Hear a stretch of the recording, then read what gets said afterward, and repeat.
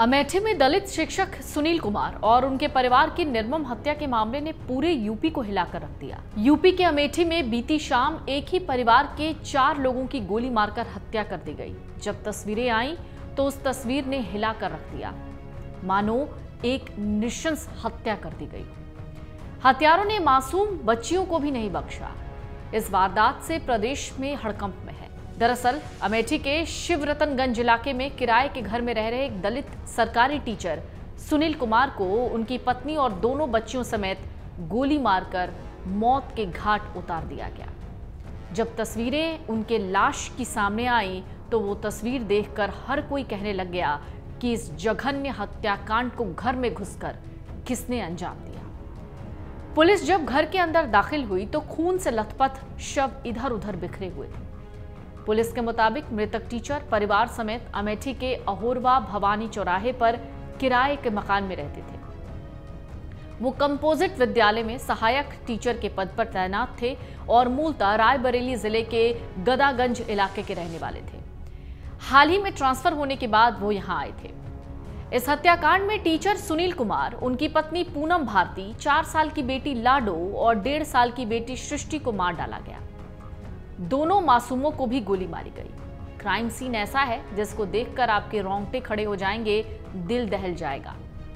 Police का कहना है कि यह वारदात लूटपाट की नीयत से नहीं की गई। इस हत्याकांड के बाद एक अहम जानकारी निकलकर सामने आई। दरअसल पुलिस को 18 अगस्त 2024 की एक पुरानी एफआईआर मिली है। ये केस टीचर की पत्नी पूनम भारती की तरफ से दर्ज कराया गया था। पूनम ने किसी चंदन वर्मा नाम के शख्स के खिलाफ अश्लील हरकत, मारपीट करने और जाति सूचक शब्दों का इस्तेमाल कर गाली देने और मारपीट का आरोप लगाया था। एफआईआर की कॉपी के मुताबिक पूनम भारती अपने बच्चों का इलाज कराने रायबरेली के सुमित्रा अस्पताल गई हुई थी। वहां रायबरेली के ही रहने वाले चंदन वर्मा नाम के शख्स ने उनके साथ अश्लील हरकत की। विरोध करने पर पति सुनील कुमार को थप्पड़ों से मारा और जान से मारने की धमकी दी। पूनम भारती का आरोप था कि चंदन नाम का यह शख्स पहले भी जान से मारने की धमकी दे चुका है। इस एफआईआर की कॉपी में वो साफ साफ कह रही थी कि अगर भविष्य में उनके या उनके पति के साथ कोई दुर्घटना होती है तो उसका जिम्मेदार चंदन वर्मा ही होगा। बीती रात एसपी अनूप सिंह ने मीडिया को बताया कि एक परिवार में पति पत्नी और 2 बच्चियों को गोली मार दी गई, उनकी हत्या कर दी गई। अज्ञात व्यक्ति ने उन्हें गोली मारी। सूचना पर पहुंची पुलिस उन्हें अस्पताल लेकर पहुंची, लेकिन सबको मृतक घोषित कर दिया गया। किसी प्रकार की लूटपाट की कोशिश भी नहीं हुई। ऐसा लगा जैसे जो भी आया था वो सिर्फ मारने की नीयत से आया था। 18 अगस्त को इस परिवार ने रायबरेली कोतवाली में चंदन वर्मा के नाम मुकदमा लिखवाया था। SC/ST एक्ट और छेड़छाड़ करने की धाराओं में मुकदमा था। पुलिस ने कहा कि हर एक बिंदु को देखा जा रहा है और इस घटना से उस एफआईआर का कोई संबंध है या नहीं, ये भी जांचा जा रहा है। पुलिस सूत्र कह रहे हैं कि 3 से ज्यादा बदमाशों ने इस हत्याकांड को अंजाम दिया। मौके से पुलिस को 9 खोखे, 1 जिंदा कारतूस मिला है। हत्याकांड में 2 से ज्यादा असलहों का इस्तेमाल हुआ है। अमेठी और रायबरेली पुलिस की ज्वाइंट 6 टीमें हत्याकांड के खुलासे में लगा दी गई हैं। घटना को अंजाम देने आए बदमाश पैदल ही घर तक पहुंचे थे। वहीं हत्याकांड को अंजाम देने के बाद बाइक से फरार हो गए। अमेठी में 4 लोगों की हत्या का कांग्रेस नेता राहुल गांधी ने भी संज्ञान लिया है। उन्होंने इसको लेकर अमेठी सांसद किशोरी लाल शर्मा से बात की। राहुल गांधी ने कहा, किशोरी जी और हम लोग पीड़ित परिवार के साथ हैं। किशोरी जी, आप उनको इंसाफ दिलाने में जुटिए। अगर इंसाफ मिलता ना दिखे तो बताइए, मैं खुद आ जाऊंगा। हालांकि इसी दौरान किशोरी लाल ने राहुल गांधी से मृतक के पिता की फोन पर बात कराई। नई जानकारी भी इसमें अब सामने आ गई है। घटना से पहले मुख्य आरोपी चंदन वर्मा ने दीपक सोनी नाम के एक शख्स को कॉल किया था, जो इस मामले में एक अहम सुराग साबित हो सकता है।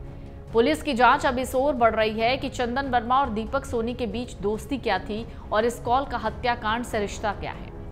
मामले की जांच के दौरान यह भी सामने आया कि चंदन वर्मा ने घटना से कुछ ही वक्त पहले कृष्णा मोबाइल शॉप के मालिक दीपक सोनी को कॉल किया था।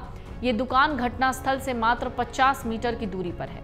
हत्याकांड के दिन चंदन वर्मा ने अपनी बुलेट बाइक दीपक सोनी की दुकान के बाहर खड़ी की, जिससे यह साफ होता है कि चंदन पहले से ही पूरी वारदात की प्लानिंग बनाकर आया था। चंदन वर्मा बुलेट बाइक खड़ी करने के बाद सीधा टीचर सुनील के घर गया। वहां पहुंचते ही उसने ताबड़तोड़ गोलियां चलाई। सुनील कुमार के साथ उनके पूरे परिवार को मौत के घाट उतार दिया।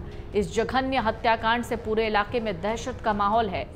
पुलिस अब मामले की तह तक जाने की कोशिश कर रही है। मुख्य संदिग्ध दीपक सोनी को अमेठी पुलिस ने अपनी हिरासत में ले लिया है। उससे पूछताछ चल रही है ताकि ये साफ हो जाए कि उसकी इस हत्याकांड में भूमिका क्या थी या कोई भूमिका नहीं थी। हालांकि दीपक सोनी के माता पिता का कहना है उन्हें इस मामले में की कोई जानकारी नहीं। वो हैरान और परेशान है कि उनका बेटा इस जघन्य अपराध में फंस कैसे गया।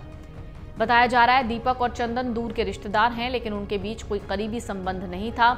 जांच में यह भी सामने आया कि चंदन वर्मा जाति से सुनार है, दीपक सोनी भी। रायबरेली में वर्मा जाति के लोग अपने नाम के साथ सोनी लिखते हैं, जिससे इस एंगल को भी जांचा जा रहा है कि दोनों के बीच कोई पारिवारिक या जातिगत संबंध हो सकता है। अमेठी पुलिस इस समय दीपक सोनी से गहन पूछताछ कर रही है। पुलिस को शक है चंदन वर्मा और दीपक सोनी के बीच वारदात से पहले कॉल हुई, जिससे महत्वपूर्ण सुराग मिल सकता है। साथ ही देखा जा रहा है कि चंदन वर्मा ने अपनी बुलेट बाइक दीपक की दुकान के पास क्यों खड़ी की, दोनों के बीच क्या बातचीत हुई थी। पुलिस जांच के आधार पर और खुलासे होने की संभावना है, लेकिन इन सब के बीच जो ये पूरा परिवार चला गया, एक बार फिर से सवाल उठता है उन्हीं अपराधियों के मंसूबों पर, जब वो जो सोचते हैं वो कर डालते हैं और पुलिस इसी तरीके से जांच करती रह जाती है।